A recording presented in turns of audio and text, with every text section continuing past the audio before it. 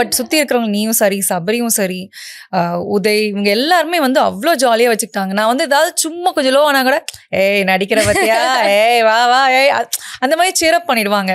So அதுவே எனக்கு வந்து பெரிய ப்ளஸ்ஸாக மாறிடுச்சு.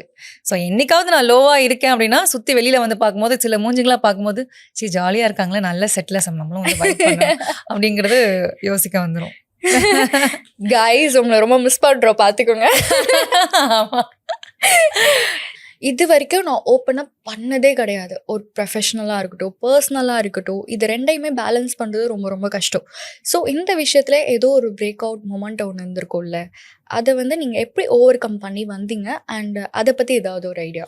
ஓகே, இது வந்து ஆக்சுவலி ஆடியன்ஸ்க்கு தெரியாது, பட் நம்ம கூட ஒர்க் பண்ணியிருக்கோம் அவங்களுக்கு தெரியும். எஸ்பெஷலி உனக்கு நல்லாவே தெரிஞ்சிருக்கும் அந்த டைம். ஏன்னா நான் இது வந்து வெளியிலையும் யார்கிட்டையும் ஓப்பன் அப் பண்ணதில்லை. என் ஃபேமிலி, என்னோடய ஒர்க்கிங் அட்மாஸ்ஃபியர், என்னோடய ஃப்ரெண்ட்ஸ், என் ஃப்ரெண்ட்ஸ் கூட யாருக்குமே தெரியாது ஆக்சுவலி.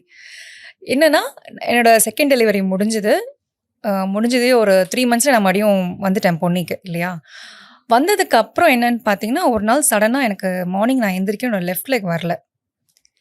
என்ன வரல, மேபி ஏதாவது சுளுக்கு பிடிச்சிக்கிச்சா என்ன ஏதுன்னு நான் ட்ரை பண்ணுறேன். எனக்கு சென்ஸே இல்லை, நம்ப ஆயிடுச்சு, டோட்டலாக நம்ப ஆயிடுச்சு. அம்மாவை கூப்பிட்றேன், ஹஸ்பண்டை கூப்பிட்றேன், கூப்பிட்டு என்ன ஏதாவது ஆயிடுக்கு, என்ன பாருங்கள், எனக்கு என்ன ஆச்சுன்னு பார்த்தா, இல்லை நல்லா தான் இருக்கு, நீ நட அப்படின்னாங்க. சரி கை பிடிச்சி தூக்குறாங்க, கீழே விழுந்துட்டேன். அன்றைக்கி நமக்கு ஷூட்டிங் இருக்குது அன்றைக்கி. எனக்கு டோட்டலாக வந்து பிளாக் அவுட் ஆகிடுச்சு. நான் சரி ஏதோ சுளுக்குன்னு தான் என் மைண்டில் இருக்குன்னு தவிர நான் எதுவும் பெருசாக எக்ஸ்பெக்ட் பண்ணல. சரி அப்போது கால் பண்ணி கொஞ்சம் நான் லேட்டாக வரேன், இந்த மாதிரி இஷ்யூ இருக்குது அப்படின்னா, சரி ஓகேன்னு நினச்சி என் ஹஸ்பண்ட் கொண்டு வந்து விட்டார். 1 hour ஆகுது, 2 hours ஆகுது, மசாஜ் பண்ணுறேன், அந்த வாலினி ஸ்ப்ரே டேப்லெட் போடுறேன், சுத்தமாக கேட்கவே இல்லை. ஒரு பாயிண்ட் ஆஃப் டைமில் எந்திரிச்சு கூட முடியல ஆக்சுவலி பேலன்ஸ் பண்ணுறதுக்கு. ரைட் லெக் பேலன்ஸும் பண்ண முடியல டோட்டலாகவே.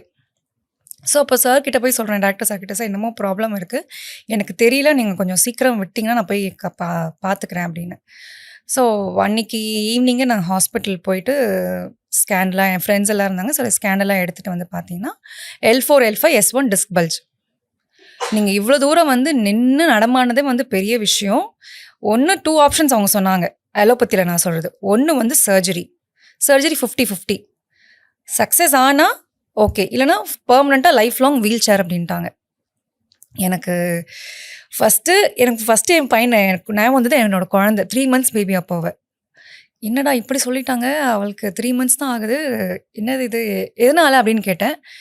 Could be many reasons. இப்போ தான் உங்களுக்கு டெலிவரி ஆச்சு, சி செக்ஷன், உங்களோட போஸ்டர் கரெக்ஷனாக இருக்கலாம், நீங்கள் 3 months கூட ரெஸ்ட் எடுக்காமல் டக்கு நீங்கள் வந்து வேலைக்கு போயிட்டீங்க, அதில் வந்து ஒரு ஸ்ட்ரெஸ்ஸாக கூட இருக்கலாம்.